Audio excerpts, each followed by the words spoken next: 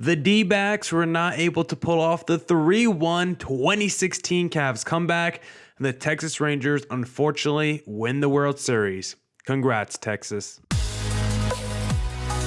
You are Locked On Diamondbacks, your daily Arizona Diamondbacks podcast, part of the Locked On Podcast Network, your team every day.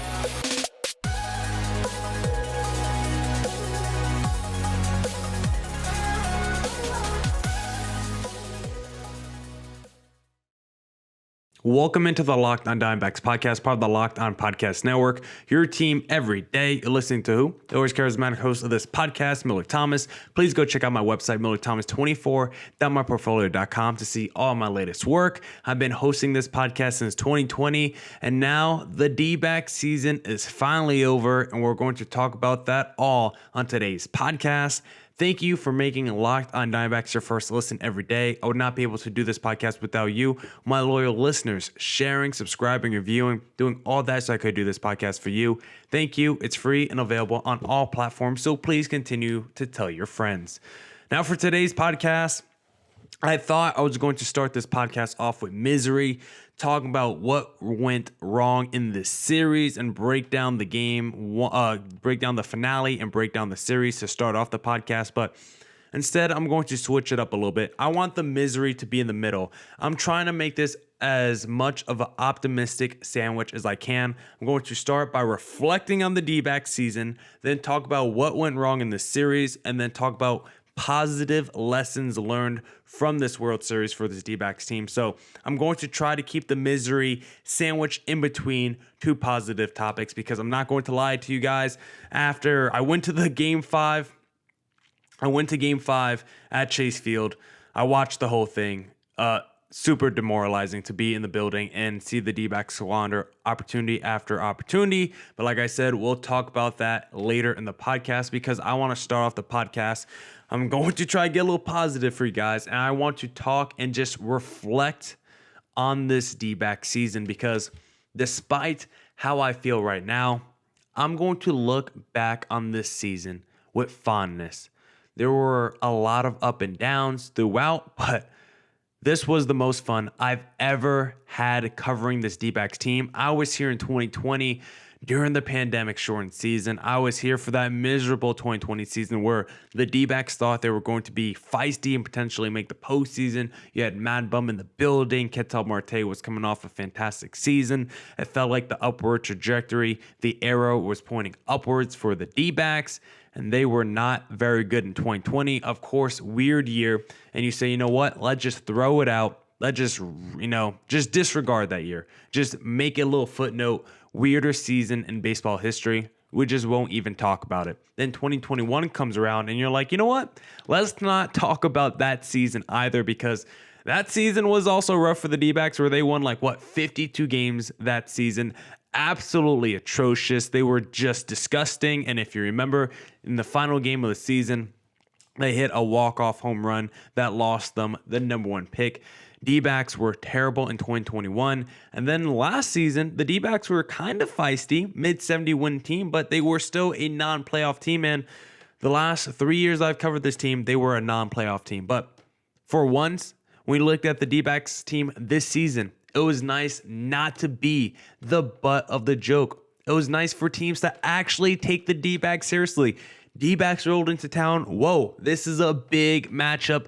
D-backs are not an easy team. And for once, the D-backs were playing competitive baseball games from the start of the season until the very end of the season. And there were just so many things that I was grateful for throughout the regular season for the Arizona Diamondbacks. One was the Corbin Carroll experience. This was the most heralded prospect in the D-backs organization. Everyone said he was a slam dunk player, 5-tool guy, future all-star, exceeded all expectations for the D-backs this season. Runaway rookie of the year, first player in MLB history as a rookie, 25 home runs, 50 stolen bases, going to get some MVP votes as well. Overall postseason numbers really good the first couple rounds. Still a really good postseason overall for a rookie. Corbin Carroll lived up to the name. The offense, the defense, the swagger, the leadership. Corbin Carroll is the full package on one of the best deals in Major League Baseball. He's locked up with the D-backs. He's not going anywhere. I love the Corbin Carroll experience this year. Got to see a D-back start the All-Star game in Zack Gallen. First half Cy Young, probably the Cy Young for most of the season, 3/4. He's not going to win the Cy Young award with how he pitched the last 6, 7, 8 starts of the year, but got to see a D-back player start the All-Star game in Seattle. Fantastic. Watch Christian Walker dominate defensively at first base once again, going to get his second Gold Glove this year. Had another monster season from a power output at first base, one of the most underrated players in Major League Baseball. We got a great bounce back year from Ketel Marte. He had such a weird 2022 season. It's like, what's up with this guy? This guy is supposed to be in the conversation for best second baseman in baseball. He looked like that once again this year. And then, of course, longest postseason hitting streak of all time. That unfortunately snapped in Game 5, but want to just tip my hat to Ketel Marte with how he played this season. Watch players like Geraldo Perdomo blossom into all-stars this year. I thought this was just another Nick Ahmed type. I think Perdomo has a lot more in the tank, a lot more juice than Nick Ahmed does. Loved how he played this season and what he did in the postseason and the first half of the year. We cut dead weight from this roster. That really told us how serious this D-backs team was about making a potential run this year. When you saw guys like Mad Bum get cut, it told me and it signaled to me the D-backs were serious about maybe getting feisty about the postseason. This season, went in at the trade deadline and got some really good pieces that helped down the stretch and in the postseason. You got Tommy Pham, who was huge this playoff, and you got Paul Sewald, who was nails basically the entire run until the World Series. Great job by Mike Hazen at making some killer trade deadline moves. We saw the D-backs lead in the first half of the season. Then we saw them slump mid-season where they looked like one of the worst teams in Major League Baseball for a month and a half stretch. Then we saw them win some nail-biting games down the stretch to make the postseason. To see this D-backs team also sweep the wild card round was crazy. Then they took down that disgusting Dodgers team, the Big Bullies, who every year crushed the D-backs until this season. You go back to 2017, crushed the D-backs in the postseason. It feels like it was always a given, that David versus Goliath matchup. Not this year for the D-backs versus Dodgers. So gratifying to see the D-backs sweep the Dodgers in the NLDS. And then we went into Philadelphia, where no one said it could be done, and took 2 from Philly in Game 6 and Game 7 to go to the World Series. The most impossible, insane environment to play in Major League Baseball. And the D-backs went in there and were able to get it done. D-backs, in the end, still had a fantastic season despite what happened in the World Series. I would still give this season an A.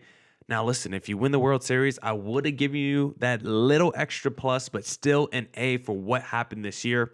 This team is, quote unquote, ahead of schedule, which is just a baby silver lining to what happened in the World Series. You can't, listen to me, you can't take any opportunities for granted, especially in a year when you get to the World Series. This was a major opportunity, but I do think if the D-backs had any inkling that maybe their ceiling was World Series, that they would have a number 4 starter on this team. I believe that.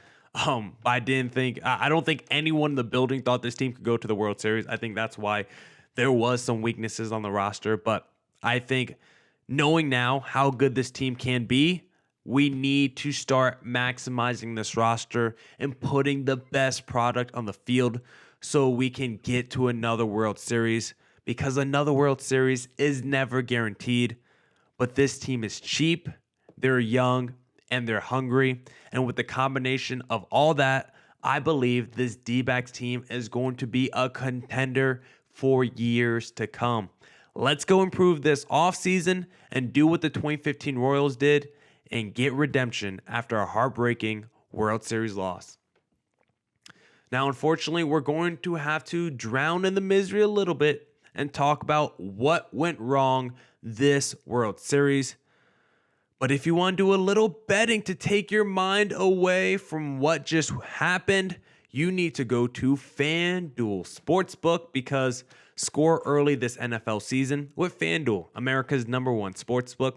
Right now, new customers get $150 in bonus bets with any winning $5 moneyline bet. That's $150 if your team wins. If you've been thinking about joining FanDuel, there's no better time to get in on the action. The app is so easy to use. There's a wide range of betting options, including spreads, player props, over-unders, and more. So visit FanDuel.com/lockedon to kick off the NFL season. I know during the NFL season, I'm using the same game parlay feature. When the Saints are playing, that's my team. I like to take the over on Michael Thomas catches because guess what? I don't care if you guys call him Slant Boy. He gets targets and he makes a lot of those targets turn into catches and receptions. So I love Michael Thomas. And the over-under is always like 4.5, so I'm always smashing that with Michael Thomas. And then sometimes I like to take the under on the Saints team total because I do not trust Derek Carr. And maybe a little Saints money line sprinkled in on top of that. So a little 3-leg parlay to cash me out, a little something on my Sundays. And now that baseball is not around, I'm going to be doing a lot more betting on the NFL season. So visit FanDuel.com/lockedon and kick off the NFL season. FanDuel, official partner of the NFL.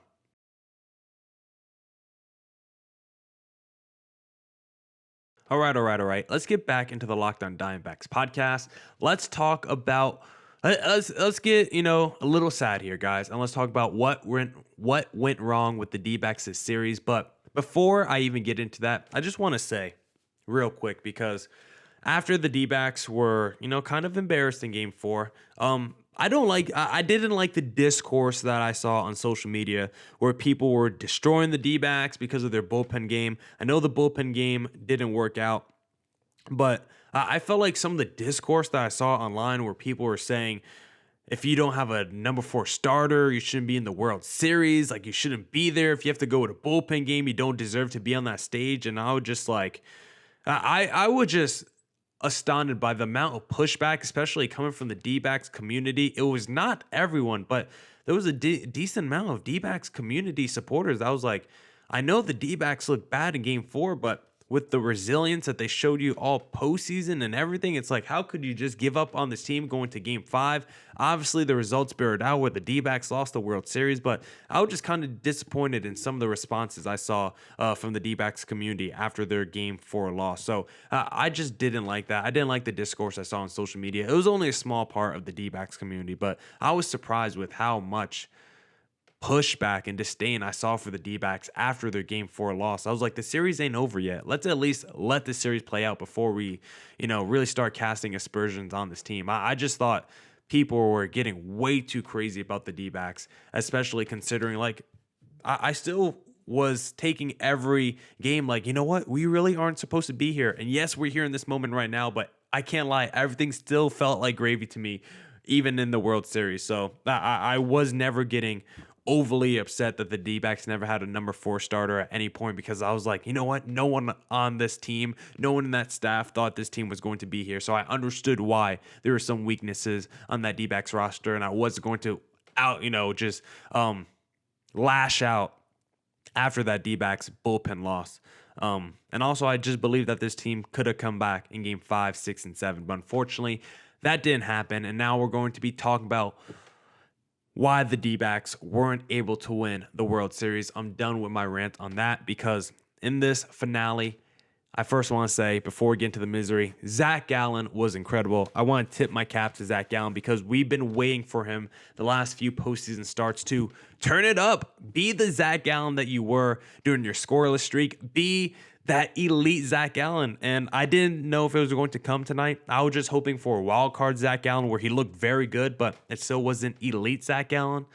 But instead, we did get elite Zack Gallen. 6.1 innings pitched, 3 hits, 1 earned run, 1 walk, 6 strikeouts, and he had a no-hitter going for like the first 5 or 6 innings of this game. Like, I was looking up at the scoreboard. I was like, guys, Look, there's still zeros on the board. I wasn't trying to jinx it, but I was just like, you know what?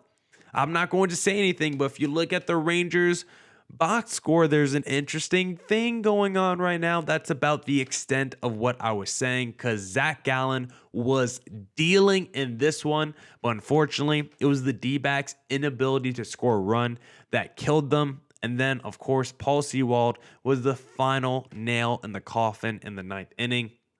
So I just want to break down what actually went wrong for the D-backs this series and why they lost the World Series, because I truly, after those first two games, you were like, okay, D-backs blew game one, but they came back and stormed in a big way in game two, blew out the Texas Rangers at home. So it felt like the D-backs should have been up 2-0 in the series, considering how they played the first two games and the last three games in Arizona at Chase Field. I didn't feel that way. It felt like the Rangers were the better team this series. And now when you look back at game one, you're like, yeah, maybe the Rangers should have always won this series. But I still feel like the D-backs were in it, throughout. And they really I really feel like the D-backs let this World Series away, because the number one biggest problem that I saw with the D-backs this World Series was their inability to score with runners in scoring position. They were 5 for 26 with runners in scoring position the last three games at home. And in that finale, they were 0 for 9 with runners in scoring position. And here are some big opportunities that they missed out on. I'm not going to go through all of them, but here are three big ones that they missed out on. You had Carroll on third with one out in the first inning and did nothing. You had second and third, one out in the third inning and did nothing. Bases loaded, granted with 2 outs, but still bases loaded in the fifth inning, did nothing. The D-backs left 11 dudes on base in this game. This team just could never get the big hit when they needed it at home. And I think that was maybe the biggest reason. Like, it felt like they had a good rhythm against Max Scherzer, but they never did any damage against him. And then Eovaldi was shaky in this Game 5 finale. He kept walking D-backs, kept putting them in position to potentially get that big knock, and the D-backs repeatedly shot themselves in the foot in this game. So that's number one. Number two, the bullpen finally got. It all started with Paul Sewald in game one, who was nails all postseason, didn't allow an earned run until game one of the World Series, where he gave up that 2-run bomb to Cory Seager. And then that kind of messed up their bullpen plans the rest of the series, because you use your go-to relievers up until that point. And all of a sudden, you have to go back into the pen. Torey Lovullo definitely wasn't expecting that, and that definitely hurt the D-backs in that situation. Then the bullpen game, of course, didn't go well either in game 4. Castro got shelled. Kyle Nelson got shelled. Not pretty from the bullpen game. Then, of course, Paul Sewald, final nail in the coffin in game 5. The Texas Rangers AL West team saw him a lot when he was with the Seattle Mariners, so not surprised that's the Rangers that look so good against the Paul Sewald. And then number 3 was the youngsters went cold in this series. Gabriel Moreno, I love him. Catcher of the future. Not his series. 3 for 20. So important. The NLCS, the NLDS, such a big RBI, middle of the order producer for the D-backs throughout this postseason. But in the World Series, he went cold. Corbin Carroll, like we talked about and praised him earlier on the podcast, Rookie of the Year, MVP candidate, 5 for 22, 1 extra base hit, 1 stolen bases series. Alek Thomas, not the best D-back, but a lot of big clutch hits those first couple of rounds. Some of the biggest home runs and knocks, 5 for 21, 1 extra base hit, 1 stolen base. Carroll was elite the first 2 rounds, had 2 big games in Philadelphia to pull off the comeback in Game 6 and Game 7, but didn't make many big plays in the World Series. Alek Thomas would hit clutch home runs and had fantastic defensive plays throughout the postseason. But I think once you saw that era in the 9th inning of Game 5, you knew this one was a wrap. And then Gabriel Moreno was just ice cold in the innings that mattered the last 3 games. I can't really complain about Torey Lovullo. this series because I thought he did a really good job with the bullpen and the lineup. I was pretty impressed with Torey Lovullo. I could blame Mike Hazen for not having a better fourth starter, but I think this loss really just came down to the lack of execution by the players. Torey Lovullo can't swing a bat for these guys, and they had ample opportunities to score a run. Can't blame Torey Lovullo for that. I can blame Torey Lovullo for maybe pitching to Cory Seager because I would say he's the fourth reason. Cory Seager was Mr. October this series. They showed the graphic. Him and Reggie Jackson are like neck and neck in stats, are basically even in everything, which is just insane to think about. My Mr. October is still El Senor October, David Ortiz, but Cory Seager is right there with the amount of work he put in this series. Easy to see with 1,100 OPS, 3 home runs. Cory Seager was a monster and a scary dude to face, and I'm glad the D-backs don't have to face him another time this season. And then the fifth reason, you could say we had some bad umpires this season. I'm hoping the way that the umpires called balls and strikes this game just adds fuel to the robo-ump fire because I can't wait for the robo-ump. So, yeah, tough night for the D-backs. Tough series for D-backs fans, but I'm still feeling optimistic moving forward with this team. And we'll be talking about positive lessons about this team from the World Series next.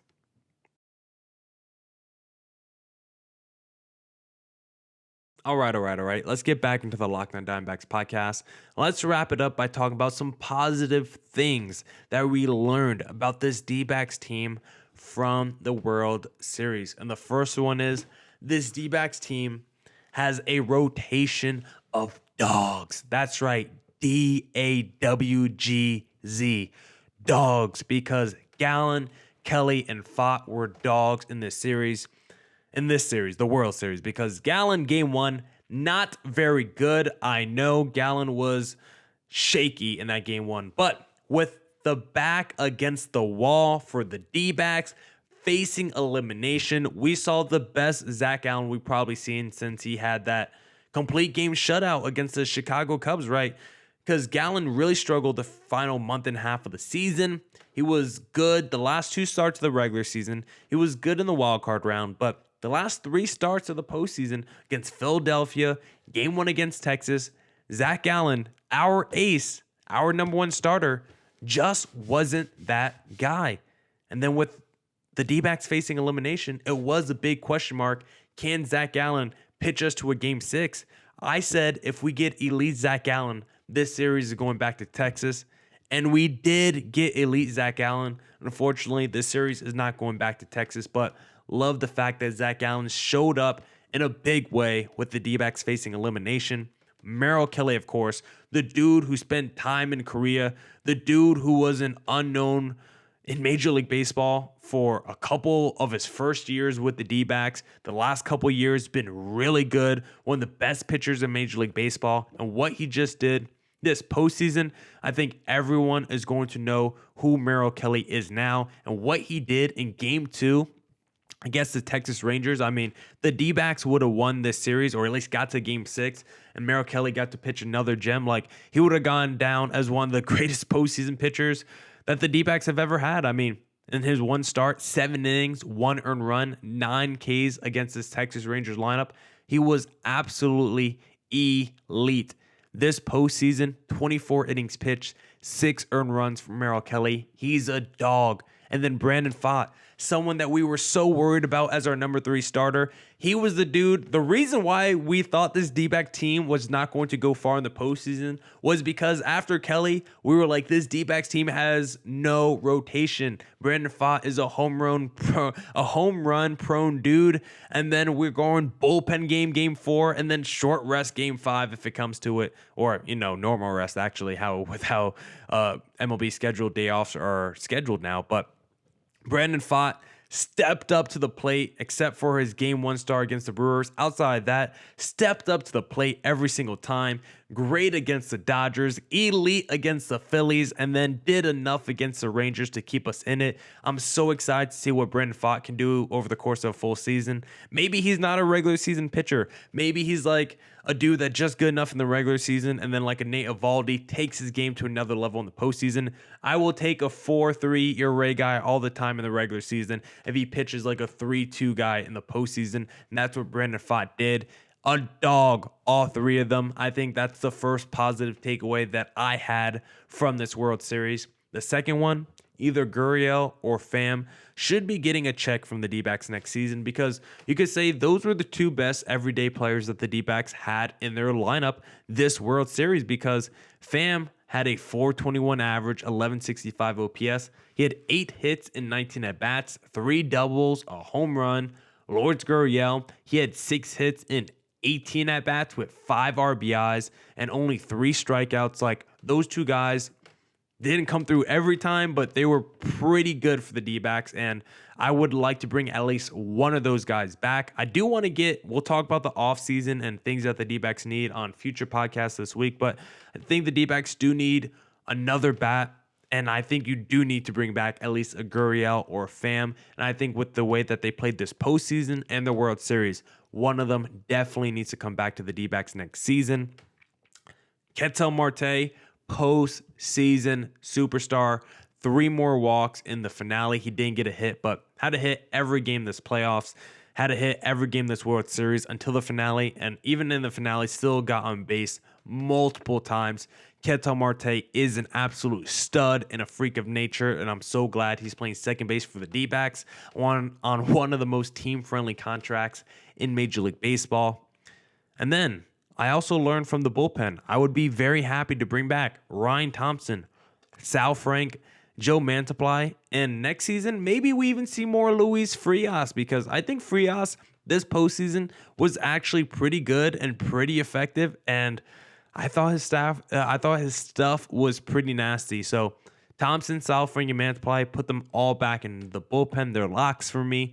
Maybe we see a little bit more Luis Frias. And then the final thing, Kevin Ginkel absolutely nails. If anything ever happens to Paul Sewald, Kevin Ginkel should be the closer of the future for the D-backs. He was insane this whole postseason, and in the World Series, he was nasty once again, allowing no earned runs in the World Series, because Kevin Ginkel does not do that. And I think he went this entire postseason without allowing an earned run. And if you actually look at his postseason stats, which I'm doing, 11.2 innings pitched, no earned runs, 5 walks to 15 strikeouts.